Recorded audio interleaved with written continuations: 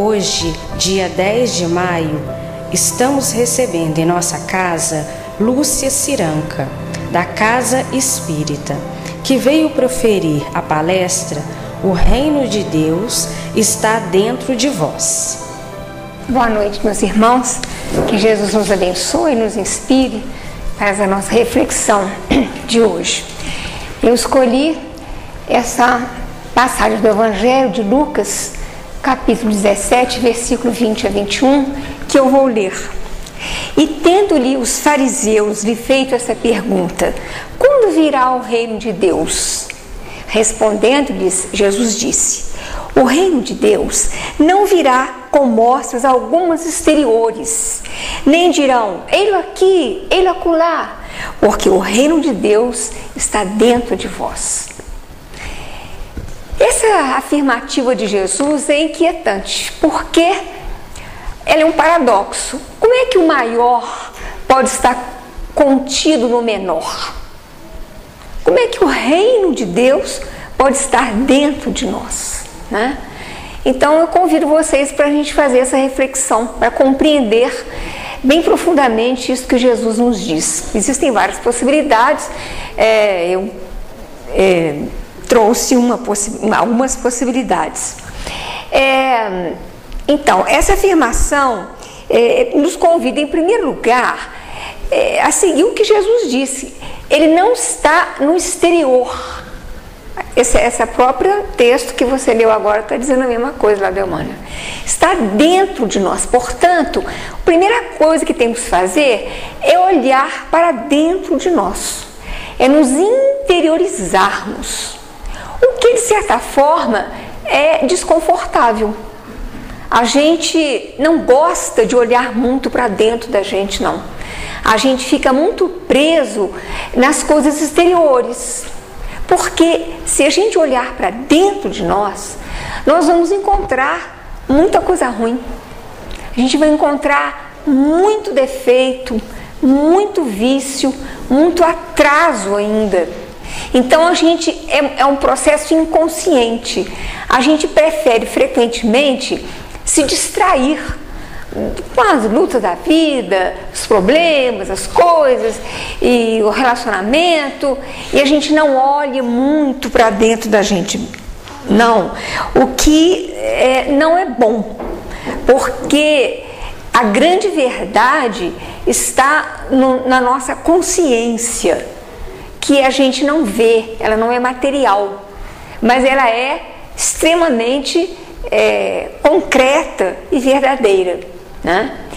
Então, eu fui lá no Leon Denis, no livro O Problema do Ser do Destino da Dor.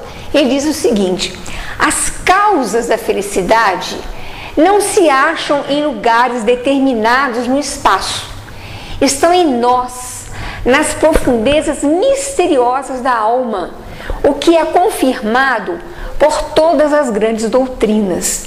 Então ele repete o que Jesus disse e mostra, vejam só, o que foi dito muitos séculos antes de Jesus, lá no livro dos Vedas. Tu trazes em ti um amigo sublime que não conheces. Tu trazes em ti um amigo sublime que não conheces. Vejam essa outra, lá da sabedoria persa, muitos séculos antes de Jesus. Vós viveis no meio de armazém cheio de riquezas e morreis de fome à porta. Olha só que coisa grave. Nós vivemos num armazém cheio de riquezas e morremos de fome à porta. Que coisa absurda que isso parece. Então vamos continuar nessa viagem reflexiva. Então a gente lembra daquele conselho do velho Sócrates, né? Que viveu no século III a.C., quando ele diz essa frase muito conhecida, muito repetida: conheça-te a ti mesmo. Conheça-te a ti mesmo. Então é um convite para nós entrarmos dentro de nós e nos conhecermos e termos a coragem de encarar a nossa insuficiência, a nossa fragilidade moral, para a gente ter coragem de dar um passo à frente, né? Eu gosto muito, trouxe muitos textos do Leon Denis hoje. E lá, nesse mesmo livro, O Problema do Ser, do Destino da Dor, ele nos dá uma metodologia para nós compreendermos esse nosso mundo interior. Ele diz assim, ó, há em toda a alma humana, vou ler aqui para não ficar olhando para lá, há em toda a alma humana dois centros, ou melhor, duas esferas de ação e expressão.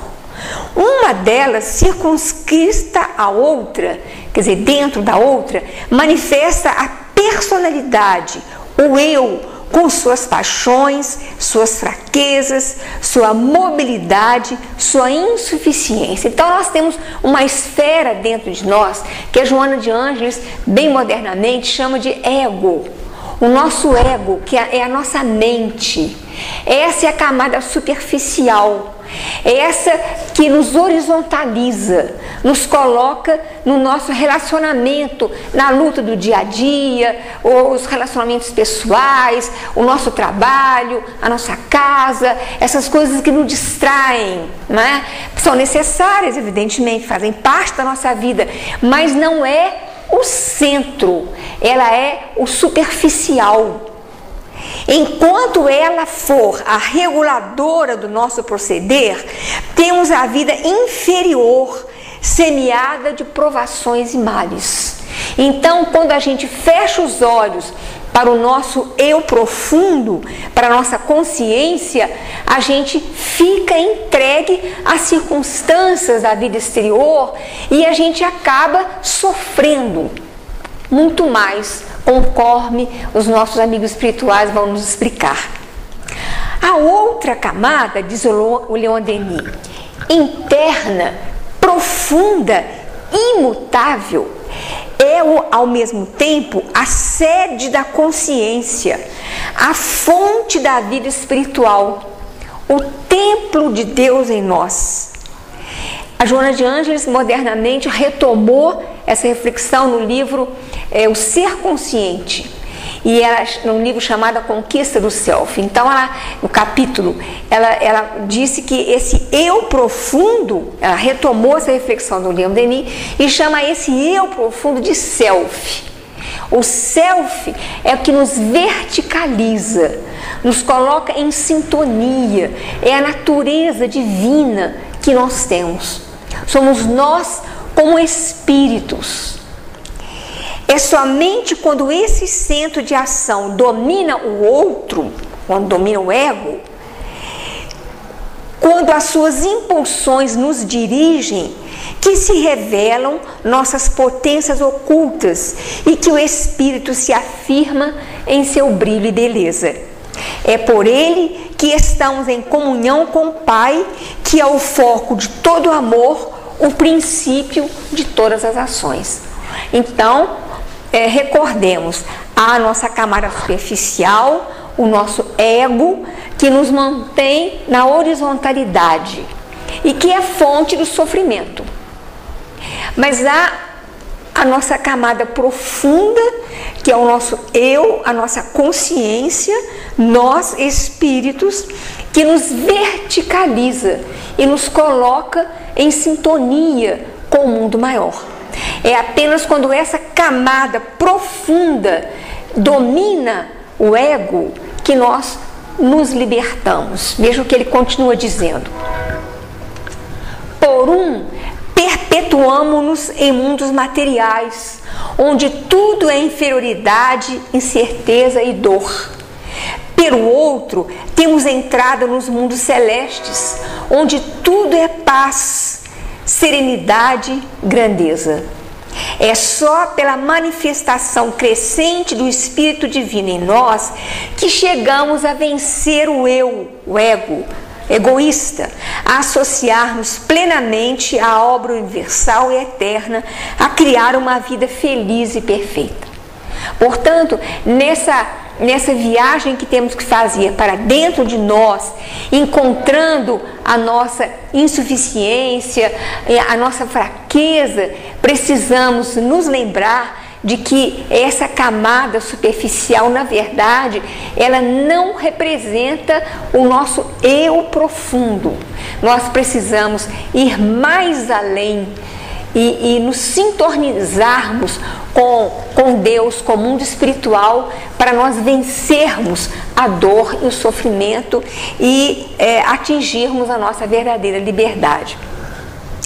A Joana de Anjos, nesse livro ao qual me referi, O Ser Consciente, no capítulo A Conquista do Self, falando das dificuldades de a gente deixar essa camada profunda dominar a camada do ego superficial, ela nos adverte, nos chama atenção para os mecanismos de inconscientes de fuga que nós temos. Nós somos terríveis. Nós, ao contemplarmos a nossa inferioridade, inconscientemente, nós desenvolvemos mecanismos de fechar os olhos para isso. Um deles, por exemplo, ela chama a compensação. Mecanismo de fuga do ego. A compensação é o seguinte: quando a gente é muito fraco, quando a gente é muito insuficiente num aspecto, a gente costuma exagerar artificialmente para ocultar aquela fraqueza. O fanatismo, por exemplo, ela diz, o fanatismo, ou seja político, seja religioso, é quando a pessoa exagera, vai para o outro extremo, significando isso a sua insegurança. Então, é um radicalismo que chega a ser até violento, de tão exagerado que é. É um mecanismo que a gente, inconsciente, de a gente compensar a nossa fraqueza em algum setor da vida física ou da vida moral. O outro mecanismo é o deslocamento. Então, eu estou aqui preocupada com a máquina, com o computador aqui, não estou conseguindo resolver um problema, está difícil isso, eu estou aqui, passa uma pessoa, fala comigo, faço uma grosseria com ela, dou um chute no cachorro, pego um troço, jogo no chão, porque eu estou irritada, porque eu não consigo resolver aquilo. É um mecanismo de fuga. Ao invés de eu me concentrar ou reconhecer, eu não sei fazer isso, eu vou buscar ajuda, né? O meu orgulho me faz perder a paciência, então eu desconto de outra forma. É um mecanismo de fuga também, e ela nos adverte que nós temos que tomar cuidado com isso. Outro mecanismo de fuga é a projeção. Muito comum a gente ver nos outros os defeitos que são nossos. A gente se recusa a reconhecer que a gente tem determinada fraqueza em algum setor da vida moral. Mas então a gente vê esse defeito nos outros. O outro é o contrário, é a introjeção. Então, eu admiro demais uma pessoa porque ela tem uma virtude que eu gostaria de ter e não tenho. Então, eu resolvo que eu tenho. Então, eu fico satisfeita só de me convencer que eu tenho aquela virtude. Mas, na verdade, eu não tenho. Quem tem é aquela pessoa que eu estou admirando. É um mecanismo também de fuga do ego. E, em último lugar, ela cita a racionalização. Quando eu tento justificar o meu erro. Eu fiz a grosseria porque eu estava aqui ocupado com esse computador aqui, ela veio me amolar. Queria saber se você estivesse no meu lugar, se você não faria isso também. Eu chutei o cachorro porque ele estava aqui me amolando. Entendeu? A gente justifica o erro da gente. Então, são mecanismos que a gente utiliza para a gente se esquecer, se distrair dos nossos erros e não enfrentar essa necessidade de nos melhorarmos, né? O Allan Kardec já tratava dessa questão quando ele conversava com os espíritos e pedia a orientação deles, né, no livro dos Espíritos. Então tem lá a nossa conhecida já a questão 919, quando ele pergunta isso aos espíritos: qual o meio prático mais eficaz que tem o homem de se melhorar nesta vida e de resistir à tentação do mal? Em outras palavras, como é que a gente consegue vencer a nós mesmos? Como é que a gente consegue dominar a nossa fraqueza, os nossos vícios morais, né? E todos lembram quem eles chamam para responder? Qual o espírito que vai responder essa pergunta do Allan Kardec? É o Santo Agostinho. Todos nos lembramos, Santo Agostinho é aquele filho da Santa Mônica, né, que viveu na Idade Média, e, embora filho de uma mãe tão virtuosa, que se tornou santa, ele era um rapaz doidivanas, né? Só se entregava à sensualidade, às paixões da vida.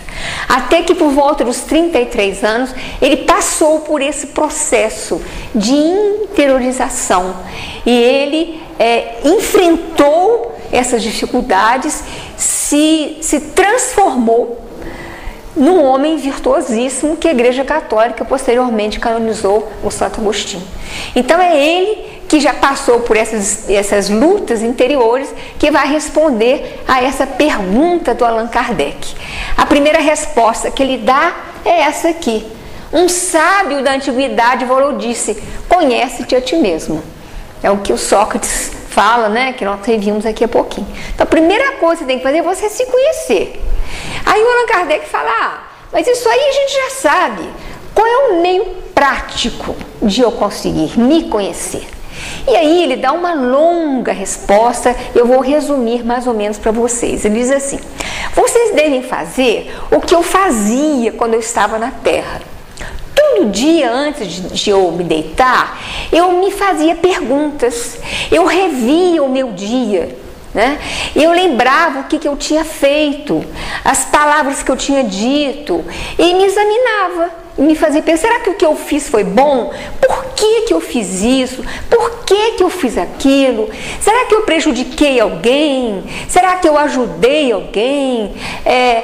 Qual terá sido o resultado, né, do que eu fiz? Será que foi realmente bom? Então ele diz, vocês devem se fazer perguntas, porque as perguntas, elas dão respostas sim ou não, né?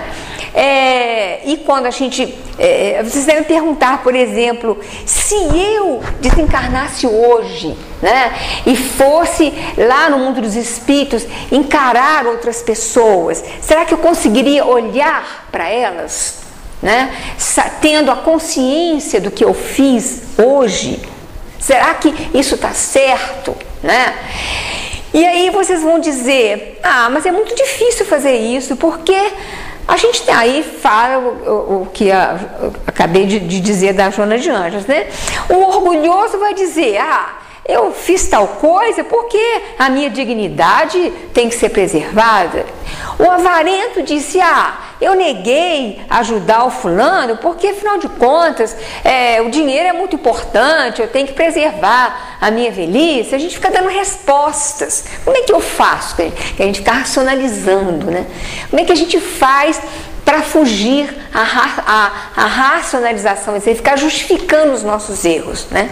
Então ele diz o seguinte, uma boa coisa nessa hora é você pensar, e se alguém fizesse isso comigo?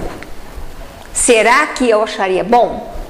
Então a resposta, se você achar que foi ruim, se fizesse com você, é porque foi ruim que você fez, né? Agora, se você achar que foi bom, é que realmente foi bom. E ele termina dizendo isso aqui. Formulai, pois, de vós para convosco questões nítidas e precisas, quer dizer, exatas, e não temais multiplicá-las. Justo é que se gastem alguns minutos para conquistar uma felicidade eterna. Não trabalhais todos os dias a fim de juntar haveres que vos garantam na velhice. Estamos aí todos nós preocupados com a aposentadoria, né? A reforma da Previdência, etc. Essa não é a preocupação de todo mundo. Não constitui esse repouso o objeto de todos os vossos desejos, o fim que vos faz suportar fadigas e privações temporárias? Pois bem, o que é esse descanso de alguns dias, turbados sempre pelas enfermidades do corpo, em comparação com o que espera o homem de bem? Não valerá este outro a pena de alguns esforços?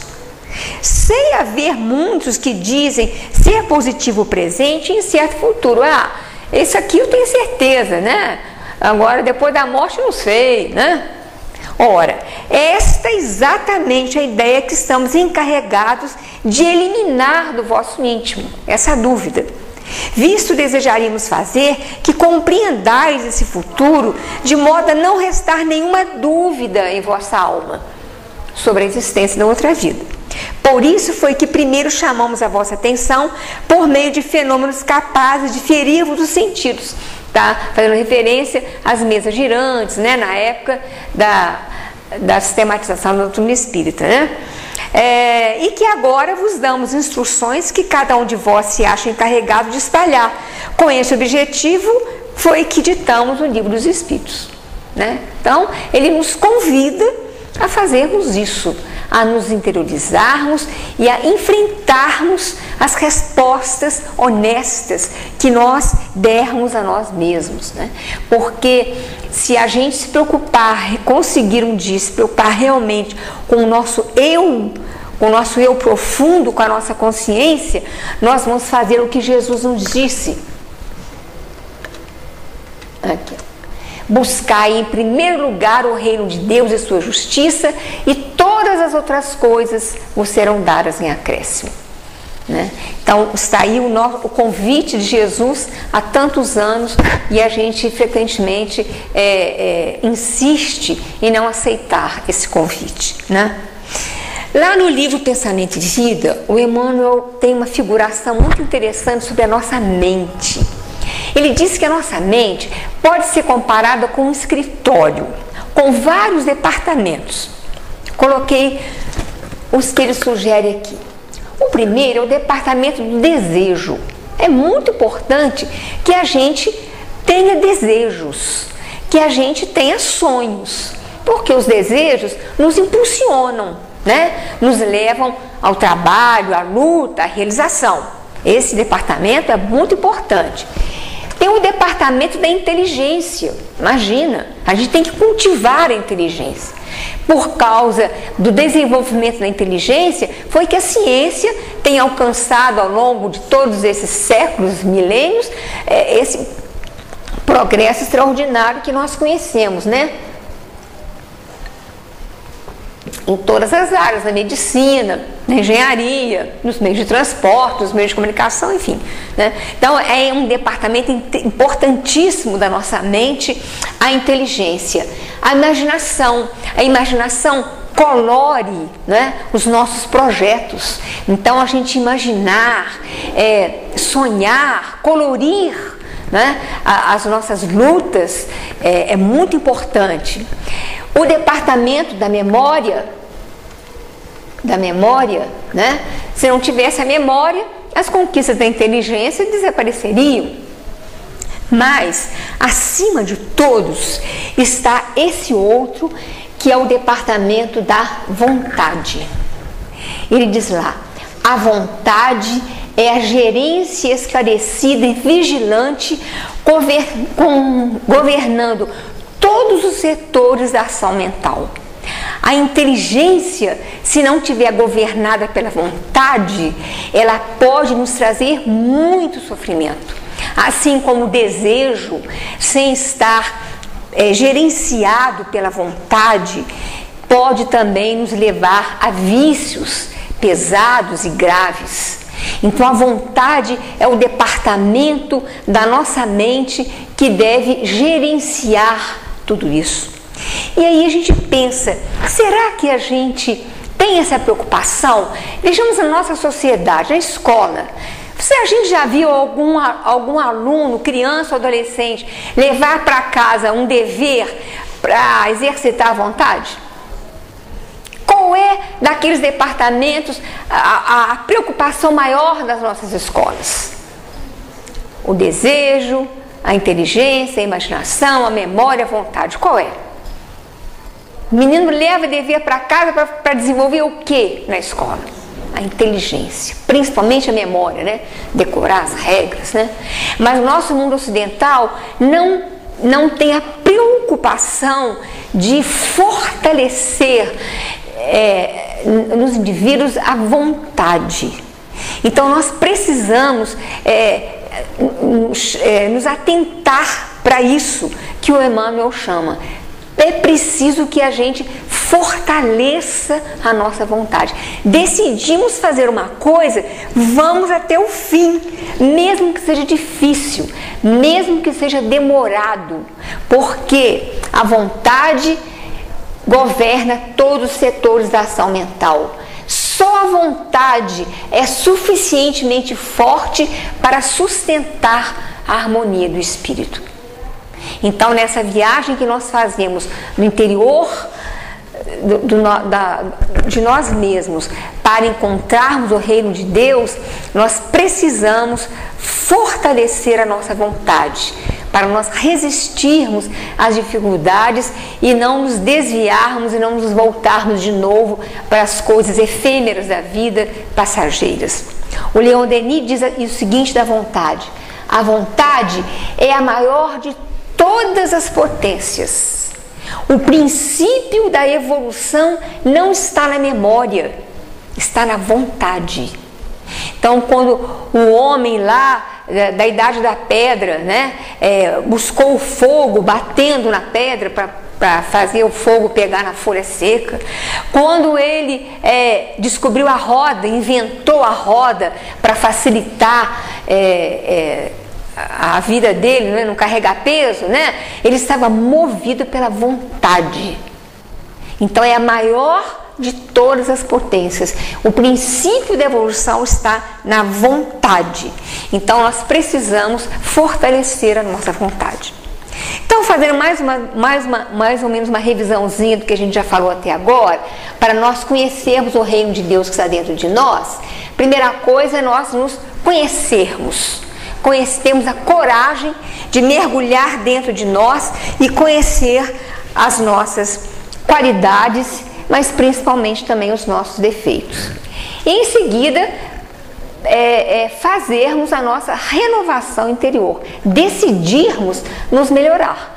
Não adianta ficar com um complexo de inferioridade. Eu sou malvada mesmo, eu sou orgulhosa mesmo, eu sou invejosa, eu sou isso, eu sou aquilo e pronto. Não tem jeito não. Tem sim, tem que ter, né? Nós somos espíritas, sabemos que nós estamos reencarnando aqui na esperança de um dia nós fazermos a Terra um planeta de regeneração, né? E depois isso é ajudado pela nossa vontade, pelo fortalecimento dessa virtude que nós temos que adquirir. Mas existem dois outros fatores importantes que nós vamos ver agora. Existe um pensador espiritualista, ele não é espírita, ele é espiritualista, Humberto Holder. Eu gosto muito dele. Olha o que ele fala, que bonito. O problema central da existência humana é ser feliz, é ou não é? Quem é que não tem a preocupação de ser feliz, né? Mas essa felicidade não deve depender dele, quer dizer, do homem. Não deve ser criada por circunstâncias externas, mas deve brotar da profundeza do próprio homem. Então ele está, de novo, chamando a atenção para que a felicidade tem que ser construída dentro de nós, né? O homem que chega a essa experiência vital chegou ao conhecimento da verdade libertadora. E só esse homem é sólida e irrevogavelmente feliz. Então ele diz isso, que o homem que chegou a essa experiência, ele é feliz. E ser feliz, é uma coisa que é definitiva, é diferente de estar. Na língua portuguesa nós temos os verbos ser e estar. Ser é algo que é definitivo. Então, eu sou brasileira, não consigo mudar, eu sou brasileira. Então, o que ele diz, o que a gente tem que conseguir é ser feliz, mesmo no meio do sofrimento. Porque o sofrimento é inerente à vida. Nós precisamos das dificuldades para nós desenvolvermos a nossa musculatura. Então, nós podemos ser felizes, mas estar tristes eventualmente. Porque perdemos uma pessoa querida, porque tivemos um problema físico, porque perdemos o bem material. Não preciso nem repetir aqui quantos fatores que nós temos na vida que nos fazem tristes. Mas o dia que nós atingirmos essa compreensão de que os nossos mentores espirituais estão dizendo, a gente vai conservar a nossa felicidade de qualquer maneira, mesmo no meio do sofrimento, mesmo no meio da dor. Sem essa experiência, o homem é infeliz no meio de todos os seus gozos. Eu posso ter todos os bens materiais, posso ter todas as pessoas que eu quero, posso ter tudo o que eu quero, mas se eu não tiver essa experiência de ser feliz, de encontrar o meu eu divino dentro de mim, eu posso ter essas coisas exteriores do mundo horizontal e continuar infeliz. Com essa experiência, mesmo entre o sofrimento, o homem é feliz. Felicidade ou infelicidade são estados do eu central. São algo que o homem é e não algo que ele apenas tenha. É muito interessante, né? Felicidade ou infelicidade é alguma coisa que o homem é e não apenas algo que ele tenha. A perfeita harmonia do eu com o humano, do eu humano com a realidade divina, é que é a felicidade.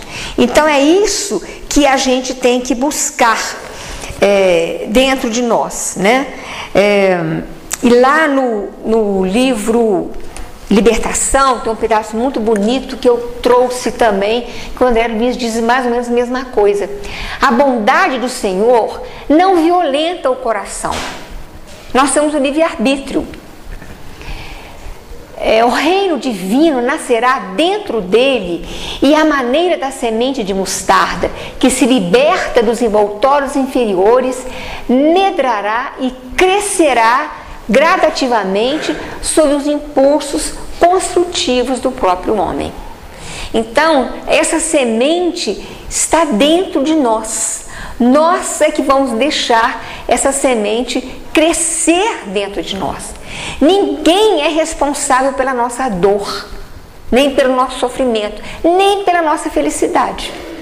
Os únicos responsáveis pela nossa felicidade ou pela nossa infelicidade somos nós mesmos.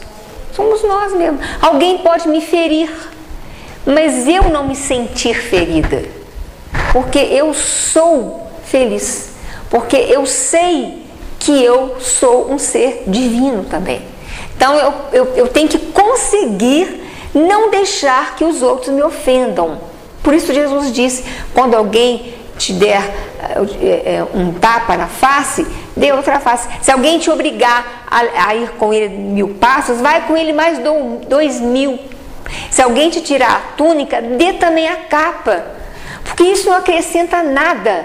A capa, eu andar mais alguns passos, e são coisas do mundo exterior, do mundo da horizontalidade. O que me faz feliz é o que eu tenho, é o reino de Deus, que ele disse, buscai antes de tudo o reino de Deus, a sua justiça, e todo o resto vos será dado em acréscimo, né? E aí eu fui também no Livro dos Espíritos procurar essa pergunta do Allan Kardec. E aí a gente está muito preocupado em crescer, em se tornar feliz, né? E vencer o meu orgulho, a minha vaidade, a minha preguiça, o meu egoísmo, enfim. Mas e quando eu conseguir um pouquinho, será que eu posso perder? Ele pergunta lá na terceira parte do Livro dos Espíritos, as leis morais da vida, né? Todos vocês já conhecem. A lei do trabalho, a lei de sociedade, a lei da destruição, a lei da construção, enfim, a lei do progresso, essa aqui. Pode o homem voltar para o estado da natureza? Então, o que eu conquistei no meu desenvolvimento, será que eu posso perder? Os Espíritos disseram não. O homem tem que progredir incessantemente e não pode voltar ao estado da infância. Desde que progride, é porque Deus assim o quer. Pensar que possa retrogradar a sua primitiva condição seria negar a lei do progresso. A lei, o que é lei é alguma coisa que não muda. As leis da natureza, as leis de Deus, elas são imutáveis. Então, o que nós conquistarmos em avanço moral é definitivo. Por exemplo, eu tenho certeza que nenhum de nós aqui pega um revólver e vai assaltar uma loja. A gente não faz mais isso de jeito nenhum. Possivelmente já tenhamos feito em outras encarnações. Nenhum de nós é capaz de pegar uma criança e maltratar uma criança, né? Ou dar um soco na cara de uma pessoa. Nós já passamos por isso. Então, se essas conquistas morais nossas, elas estão definitivamente incorporadas no nosso ser. E nós precisamos, então, pensar naquelas que nós ainda não conquistamos. Porque isso nos dá um estímulo, né? Isso nos anima a ir à frente e nos tornar melhores, né? De pensar nos nossos irmãos que estão à nossa frente há muitos anos, né? Um Francisco de Assis, um Mahatma Gandhi, né? Um Allan Kardec, um Chico Xavier, são capazes de coisas extraordinárias, né? E são conquistas que nunca mais vão ser perdidas. O Kardec pergunta também lá nessa mesma capítulo: e a força para progredir? O homem encontra em si mesmo, ou o progresso é apenas fruto de um ensinamento? As pessoas me ensinam o progresso? Eles respondem: o homem se desenvolve por si mesmo, naturalmente. Não, o homem se desenvolve por si mesmo naturalmente, mas nem todos progridem simultaneamente e do mesmo modo. Dá-se então que os mais adiantados auxiliam o progresso dos outros por meio do contato social. Vejam só que coisa importante. Então não é que nós tenhamos apenas que nos desenvolver. Nós temos que nos dar as mãos, que sermos solidários e crescermos juntos. É a outra lei da natureza, a lei da sociedade. Deus não nos criou para vivermos isolados. Então nós temos responsabilidade com os nossos irmãos que estão cometendo assassinatos, que estão cometendo assaltos, que estão roubando os cofres públicos. Nós ficamos com raiva deles, ficamos horrorizados, né? Comentamos que absurdo. Mas nós temos uma responsabilidade com relação a isso. O André Luiz diz isso muito bem quando ele fala da comunhão universal. Então, nós não podemos nos isolar, temos que crescer juntos. Na literatura espírita tem muito essa descrição, quando os espíritos vêm aqui no planeta Terra, quando eles se aproximam do planeta, como que eles descrevem a Terra? Aquele azul bonito que os astronautas disseram, eles só enxergam o lado material, mas eles enxergam a Terra como uma nuvem escura, suja, né? Então, nós temos responsabilidade nesse teor, nessa densidade de vibração pesada que está na Terra. O nosso pensamento é importantíssimo para nós tornarmos menos densa essa psicosfera. A gente pode imaginar, quando a gente entrar aqui no centro, qualquer centro que a gente vai, uma igreja, qualquer que seja o credo, né? A gente não sente uma atmosfera leve, agradável, né? Parece que a gente tá fresquinho, né? Por quê? Porque todo mundo que vai numa igreja, seja lá de que credo for, ou num centro espírita, vai para refletir sobre a vida, vai para orar. Portanto, ele vai com um pensamento elevado. E isso higieniza a psicosfera do lugar. Então, nós temos responsabilidade para higienizar a psicosfera da nossa casa, do nosso ambiente de trabalho, da nossa cidade, do bairro, do nosso país e da terra inteira.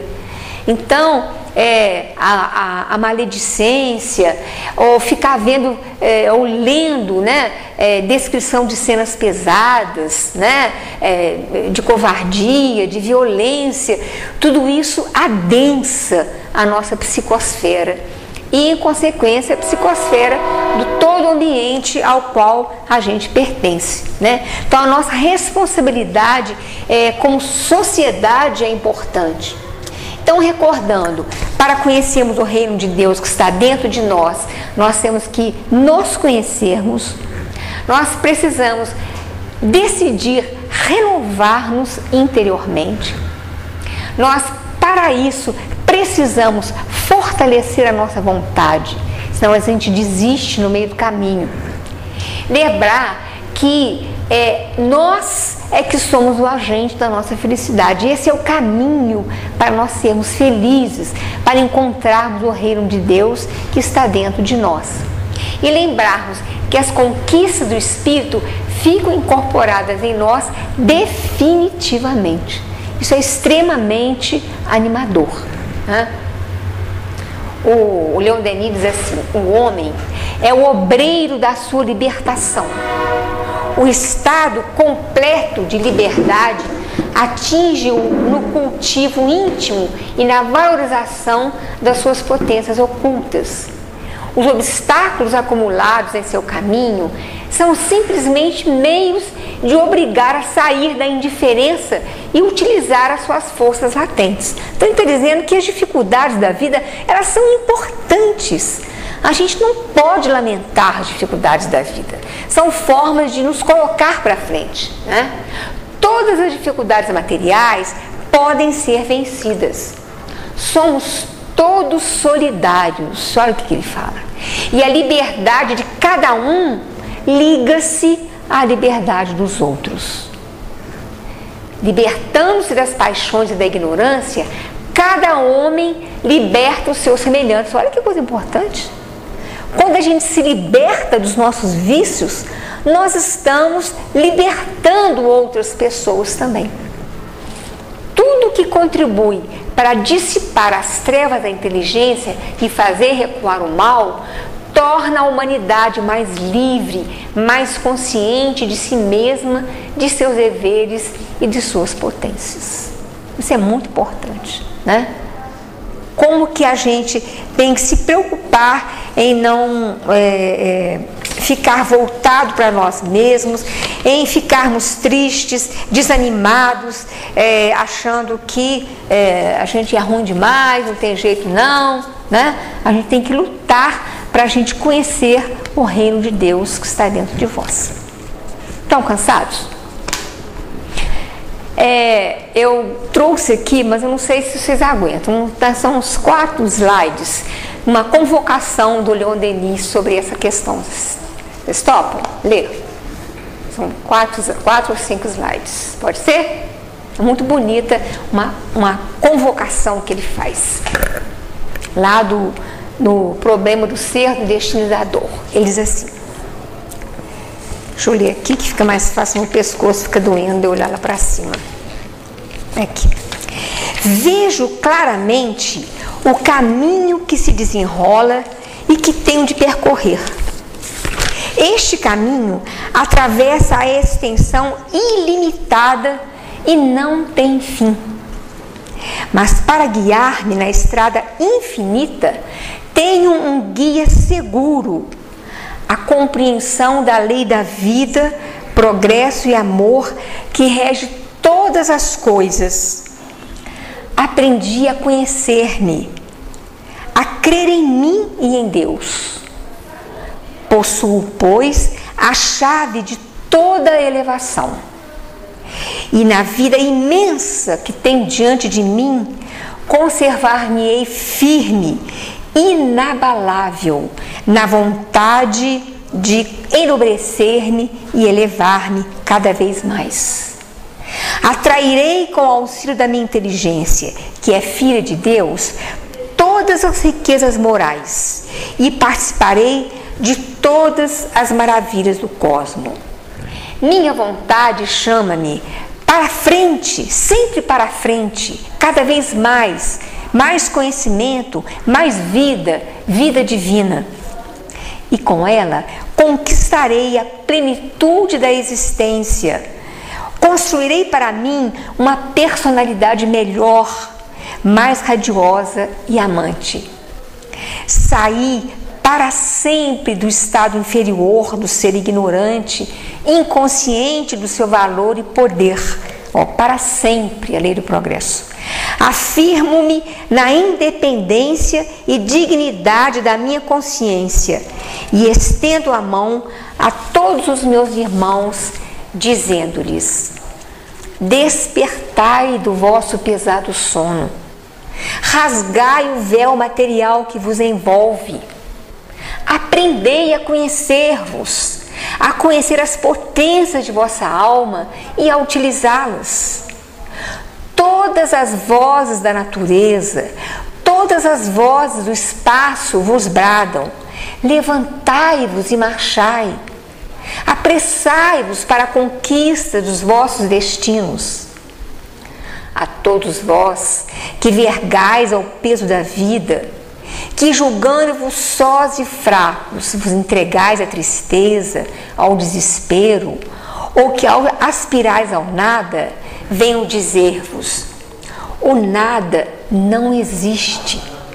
A morte é um novo nascimento, um encaminhar para novas tarefas, novos trabalhos, novas colheitas.